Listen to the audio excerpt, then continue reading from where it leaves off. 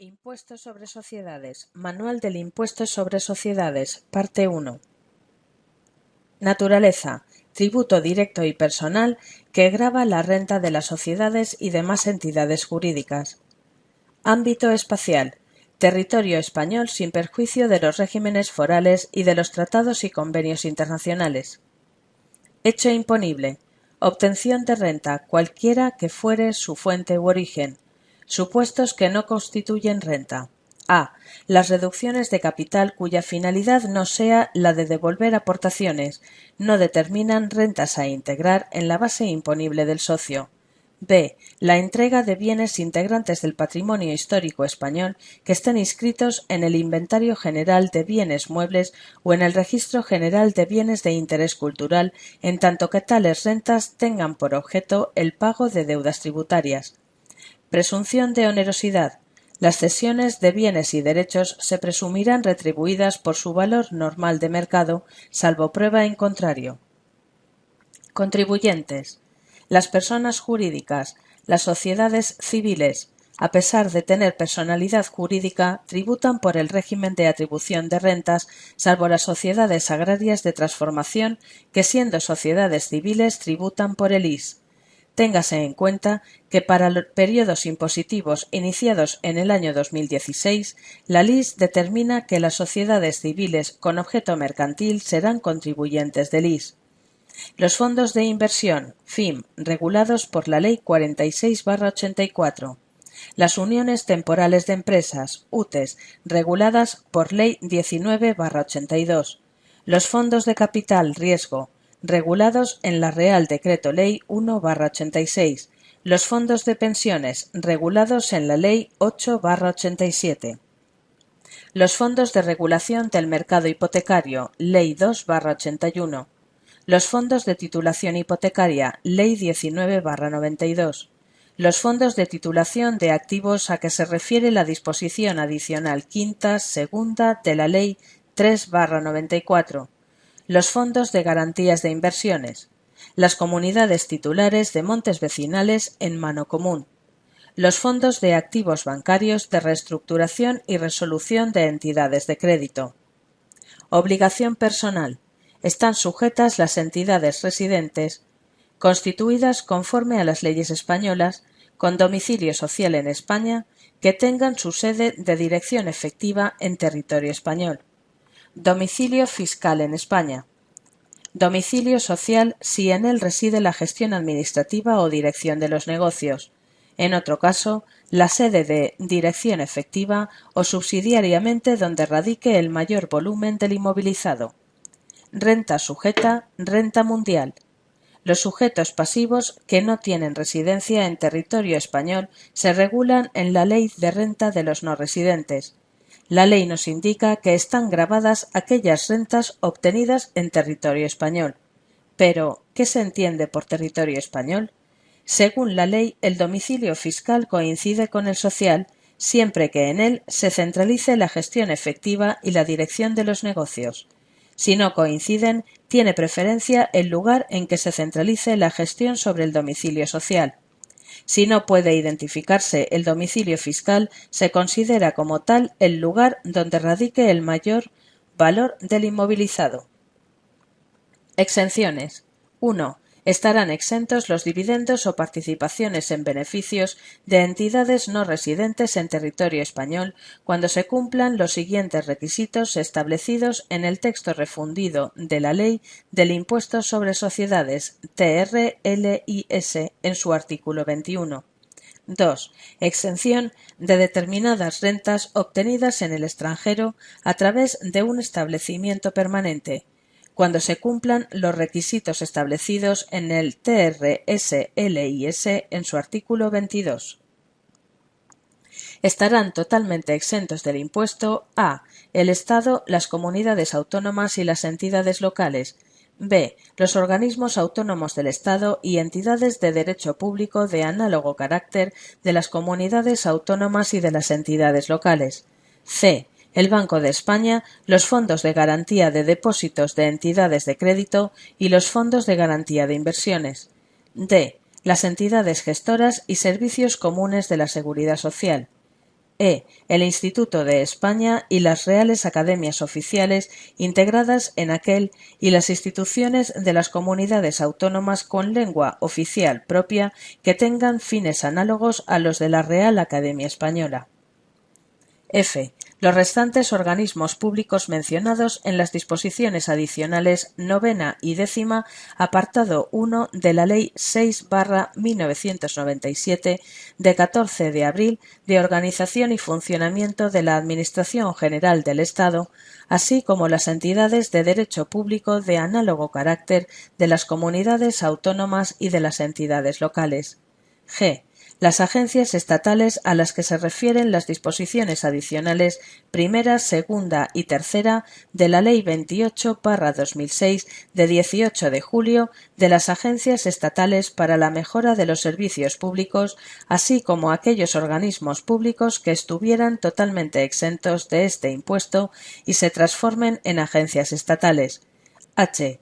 El Consejo Internacional de Supervisión Pública en estándares de auditoría, ética profesional y materias relacionadas. 2. Estarán parcialmente exentas del impuesto en los términos previstos en el artículo 2 de la Ley 49/2002 de 23 de diciembre de régimen fiscal de las entidades sin fines lucrativos y de los incentivos fiscales al mecenazgo, las entidades e instituciones sin ánimo de lucro a las que sea de aplicación dicho título.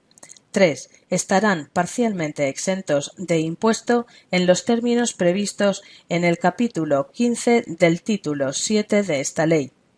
A. Las entidades e instituciones sin ánimo de lucro no incluidas en el apartado anterior. Las uniones, federaciones y confederaciones de cooperativas.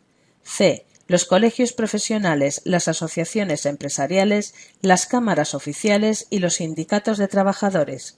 D. Los fondos de promoción de empleo constituidos al amparo del artículo 22 de la Ley 27/1984 de 26 de julio sobre reconversión y reindustrialización.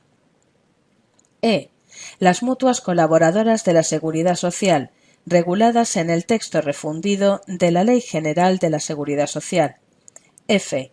La entidad de derecho público, puertos del Estado y las respectivas de las comunidades autónomas y las autoridades portuarias. 4. No deberán presentar la declaración las entidades que inicien su actividad el 1 de enero de 2015 y cumplan con los 3 requisitos siguientes. Que sus ingresos totales no superen los 75.000 euros anuales, que los ingresos correspondientes a rentas no exentas no superen los 2.000 euros anuales, que todas las rentas no exentas estén sometidas a retención. Esquema de liquidación. Resultado contable. Más menos ajustes de carácter fiscal, igual base imponible previa, menos reserva de capitalización, menos compensación bases imponibles negativas de periodos impositivos anteriores, menos reserva de nivelación, igual base imponible, por tipo de gravamen igual cuota íntegra, menos deducciones para evitar la doble imposición, menos bonificaciones igual cuota íntegra ajustada positiva, menos deducciones por inversiones y para incentivar la realización de determinadas actividades igual cuota líquida positiva, menos retenciones e ingresos a cuenta, menos pagos a cuentas igual cuota diferencial a ingresar o a devolver, más incremento por pérdida de beneficios fiscales de ejercicios anteriores, más intereses de demora, más otros incrementos igual líquido a ingresar o a devolver. Ejercicio 1. La empresa denominada FQC SL presenta a finales de 2013 un resultado contable de 680.000 euros. Quieres realizar el impuesto de sociedades sabiendo que 3. Han comprado todo un equipo para realizar una investigación por un importe de 10.000 euros. Este año su amortización ha sido de 2.000. 4. Ha dotado provisiones por un importe de 12.000 euros que no son deducibles en el impuesto. 5. Tiene para compensar bases imponibles negativas de ejercicios anteriores por un importe de 65.000 euros. 6. Ha pagado durante el año pasado en concepto de retenciones a cuenta 3.000 euros. Tenemos que la compra del equipo es una diferencia temporal negativa, ya que fiscalmente nos podemos deducir toda la cantidad por la libertad de amortización para equipos destinados a la investigación. 10.000 menos 2.000 igual 8.000. Tenemos una diferencia permanente positiva de 12.000 euros, ya que es un gasto contable que nunca va a ser un gasto fiscal.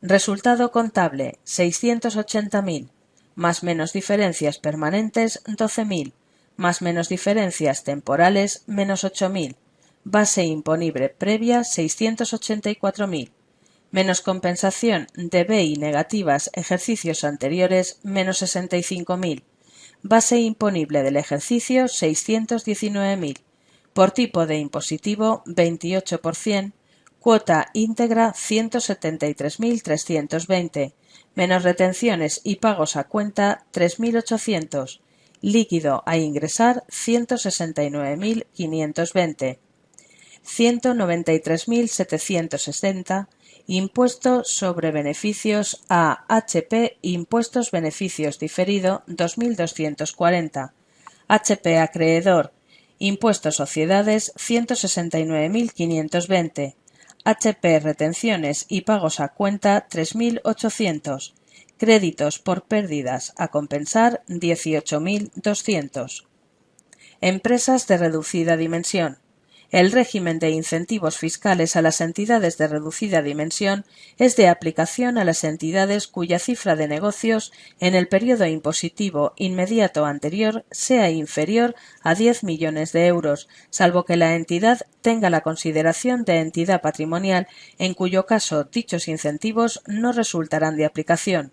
No obstante lo expuesto anteriormente, los incentivos fiscales establecidos para este tipo de entidades serán aplicables en los 3 periodos impositivos inmediatos y siguientes a aquel periodo impositivo en que la entidad alcance la referida cifra de negocios de 10 millones de euros, siempre que las mismas hayan cumplido las condiciones para ser consideradas como de reducida dimensión tanto en aquel periodo como en los 2 periodos impositivos anteriores a este último.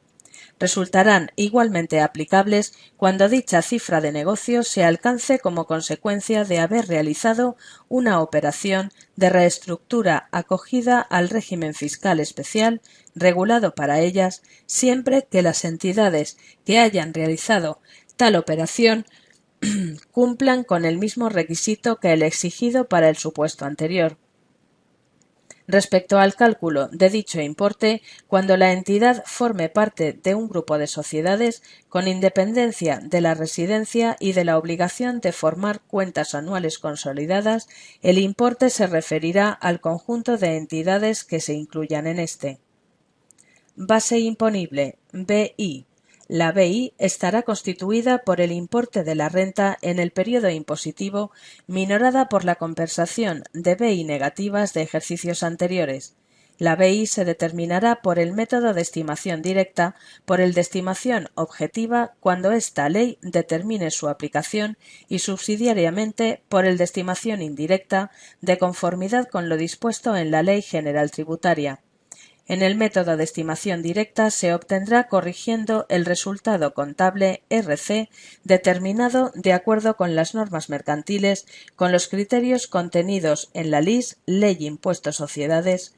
Se podrán realizar una serie de correcciones que vendrán determinadas por a. Compensación de bases negativas de ejercicios anteriores. B. Ajustes extracontables motivados por 1. Gastos e ingresos que en contabilidad son considerados como tal, pero aplicando la normativa no se calificarán como tales ni en el ejercicio en el que contabilicen ni entre otros anteriores o posteriores. 2. Valoración. Esta difiere aplicando la norma fiscal y la norma contable. 3. Devengo. Los ingresos y los gastos se devengan en ejercicio diferente en función de que se aplique la norma fiscal o la norma contable. Los ajustes extracontables pueden ser 1. Diferencias permanentes. A. Negativas. Ingresos contables igual ingresos no imputables fiscalmente. Gastos contables igual gastos contabilizados.